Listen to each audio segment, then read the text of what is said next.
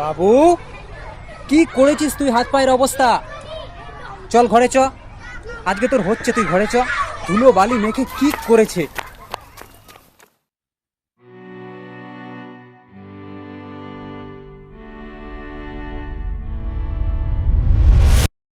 দেখলেন আমি কি করলাম?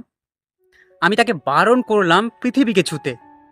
আমরা কি জানি এই ধুলো বালি বা গাছপালার সাথেই তোর শৈশব জড়িয়ে আছে। আমরা চাই আমাদের সন্তান খুব পরিপাটি থাকুক, ধুলোবালি গায়ে না লাগুক, কিন্তু এই পরিপাটি থাকার চাপে আমরা তাকে পৃথিবী থেকে বিচ্ছিন্ন করে ফেলছি। আমরা তাকে শেখাচ্ছি প্রকৃতি মানেই নোংরা, বাইরের জগৎ মানেই বিপদ। অথচ এই তো সময় ছিল তার সবকিছু চেনার, সবকিছু জানার।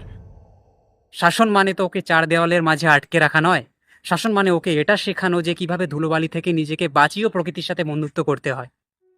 আমরা তাকে স্মার্ট বানাতে গিয়ে আসলে বানিয়ে ফেলছি অনেকটা যান্ত্রিক, যে শুধু এসি রুম আর মোবাইল স্ক্রিনের সামনেই পরিচিত।